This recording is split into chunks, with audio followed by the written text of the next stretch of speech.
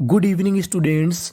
हम लोग इस क्लास में इंग्लिश पढ़ना सीखेंगे और हम लोग एक एक शब्द पर काम करेंगे कि कैसे उसका उच्चारण किया जाता है और कैसे अर्थ निकाला जाता है।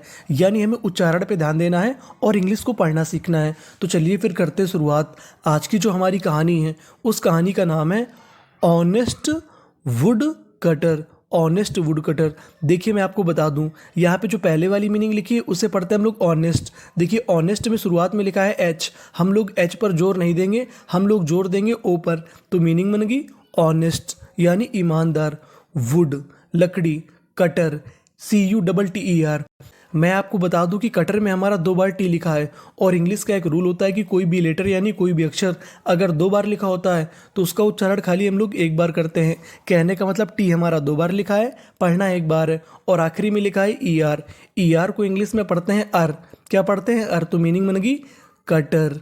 Honest would cutter. ऑनेस्ट का मतलब ईमानदार, वुड कटर का मतलब लकड़हारा, यानी जो लकड़ी काटता है उसे हम लोग कहते हैं वुड कटर। तो चलिए फिर करते हैं शुरुआत।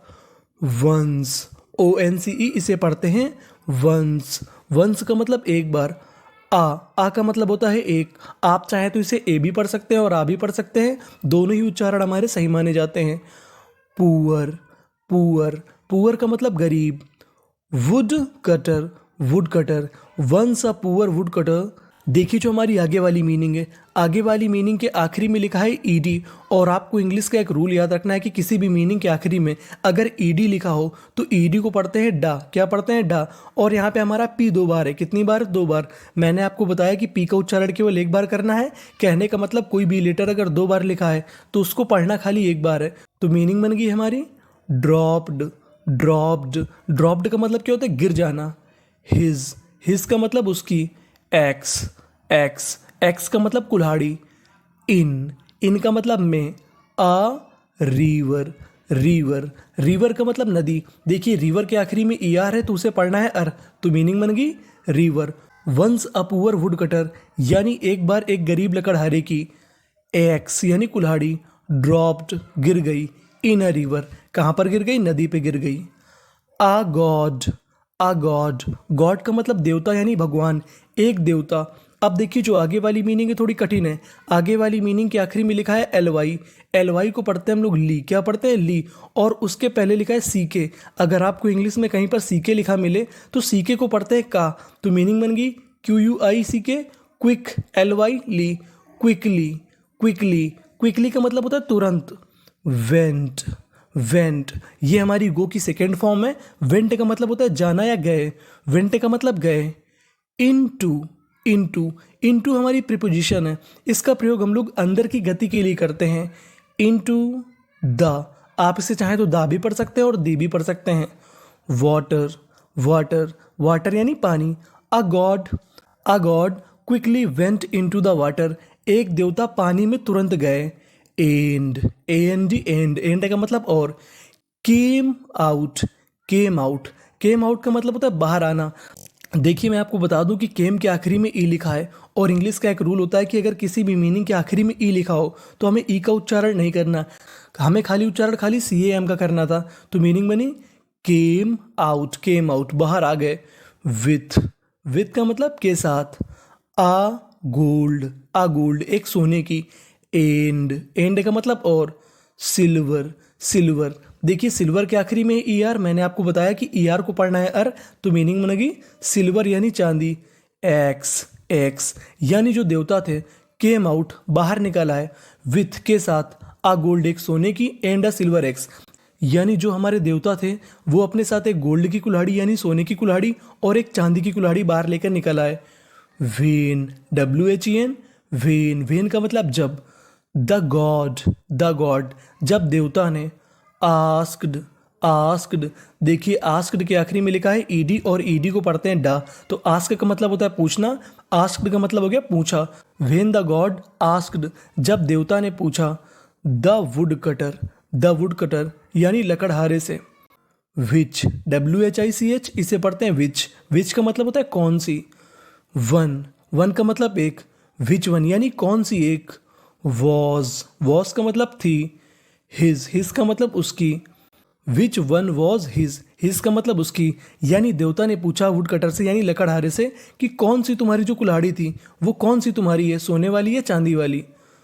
ही सैड, ही का मतलब उसने, सैड का मतलब कहा, SAID इसे पढ़ते हैं सैड। उसने कहा यानी लकड़हारे ने कहा। नो, नो का मतलब नहीं। दीज, THEAC, दीज का मतलब ये। ARE, आर का मतलब है। No these are not, not का मतलब नहीं। माइन, MINE, माइन का मतलब मेरे हैं। ही सैड यानी उसने कहा लकड़हारे ने, no these are not mine, ये मेरी नहीं है। देन, THEN, देन का मतलब तब। द गॉड यानी जो देवता थे। अब देखिए जो आगे वाली मीनिंग है आपको कठिन लग रही होगी। इस मीनिंग के आखिरी में लिखा है GST। अगर आपको इंग्लिश में कहीं पर GST लिखा मिले तो उसे पढ़ते हैं टा। क्या पढ़ते हैं टा। और शुरुआत में लिखा है BROU तो इसे पढ़ेंगे ब्रॉ। तो मीनिंग बनेगी ब्रॉट, ब्रिंग की हमारी सेकेंड फॉर्म है। ब्रिंग का मतलब होता है लाना, ब्रॉट का मतलब लाए। Then the god brought him the axe, him का मतलब उसे, द एक्स यानी कुल्हाड़ी। तब देवता कुल्हाड़ी लेके आए। विच का मतलब जो, बी लॉन्ग और आखिरी में ED तो मीनिंग बन गई बिलोंग्ड का मतलब क्या होता है, जो संबंध रखती थी। टू हिम का मतलब उससे। Then the god brought him the axe which belong to him, तब देवता वो वाली कुल्हाड़ी लेके आए जो उसकी थी यानी जो उससे संबंध रखती थी। द पुअर मैन यानी जो गरीब आदमी था। थैंक्ड का मतलब होता है धन्यवाद देना। द पुअर मैन थैंक्ड, गरीब व्यक्ति ने धन्यवाद दिया। द गॉड यानी देवता को। द गॉड वॉज यानी जो देवता थे, वॉज का मतलब थे। सो का मतलब होता है इतना। PROUD इसे पढ़ते हैं प्राउड का मतलब होता है गर्व। ऑफ का मतलब की, हिज उसकी। ऑनेस्टी का मतलब ईमानदारी पे। The God was so proud of his honesty यानी जो भगवान थे उसकी ईमानदारी पर इतना प्रसन्न थे। दैट का मतलब की। ही गेव उन्होंने दे दी। गेव हमारी वर्ब की सेकेंड फॉर्म है गिव की, तो गेव का मतलब देना, उन्होंने दे दी। हिम का मतलब उसे।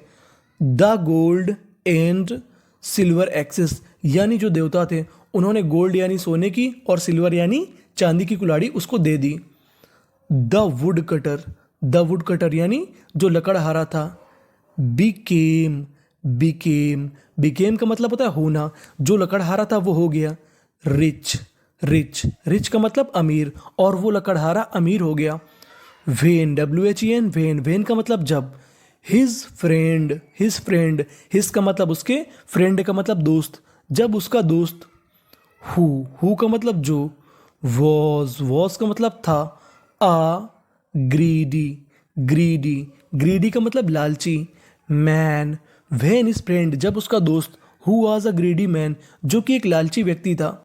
केम टू नो, KNOW इसे पढ़ते हम लोग नो। मैं आपको बता दूं अगर कभी N से पहले हमारा K लिखा हो तो हमें K का उच्चारण नहीं करना होता, K हमारा साइलेंट रहता है। तो मीनिंग बन गई केम टू नो का मतलब होता है पता लगना, जब उसे पता लगा। अबाउट का मतलब के बारे में। दिस का मतलब इस चीज़ के बारे में, यानी जब उसे पता चला कि उसके दोस्त को कुल्हाड़ी मिल गई है तब क्या होता है। ही डिड, यहाँ पे HR लिख गया है, यहाँ पे होगा HE। ही डिड का मतलब करना, उसने किया। द सेम थिंग का मतलब वही चीज़, सेम का मतलब वही, थिंग का मतलब चीज़, उस व्यक्ति ने भी वही चीज़ करी। द गॉड ऑफ वाटर यानी जो पानी के देवता थे। केम का मतलब आए। केम अप अगेन का मतलब दोबारा, जो पानी के देवता थे वो फिर से आए। द ग्रीडी जो लालची। मैन का मतलब आदमी, जो लालची आदमी था। सैड सैड का मतलब कहना, लालची आदमी ने कहा। The gold x was his यानी जो गोल्ड का मतलब सोने की, एक्स का मतलब कुल्हाड़ी, जो सोने की कुल्हाड़ी है। वॉज हिज यानी उसकी है, उसने कहा कि जो सोने की कुल्हाड़ी है वो मेरी है। द गॉड यानी जो देवता थे। डिंट डिंट डिंट का मतलब होता है डिड नॉट, ये हमारी सहायक क्रिया है। कम का मतलब आए। बैक कम बैक यानी जो देवता थे वो वापस नहीं आए। एंड और द ग्रीडी मैन जो लालची आदमी था। लॉस्ट का मतलब खो देना। हिज का मतलब उसकी। आयरन एक्स टू आयरन का मतलब लोहे की, एक्स का मतलब कुल्हाड़ी, टू का मतलब भी। The god didn't come back जो देवता थे वो तो आए ही नहीं। And the greedy man lost his iron axe too यानी जो लालची आदमी था उसने अपनी लोहे की कुल्हाड़ी भी खो दी। तो ये थी हमारी कहानी। एक बार हम लोग रीडिंग प्रैक्टिस कर जाते हैं फिर से। Once a poor would cutter dropped his axe in a river. A god quickly went into the water and came out with a gold and a silver axe. When the god asked the woodcutter which one was his, he said, "No, these are not mine." Then the god brought him the axe which belonged to him. The poor man thanked the god. The god was so proud of his honesty that he gave him the gold and silver axes. The woodcutter became rich when his friend, who was a greedy man, came to know about this. He did the same thing. The god of water came up again. The greedy man said that the axe was his. The god didn't come back and the greedy man lost his iron axe too. Thank you for watching.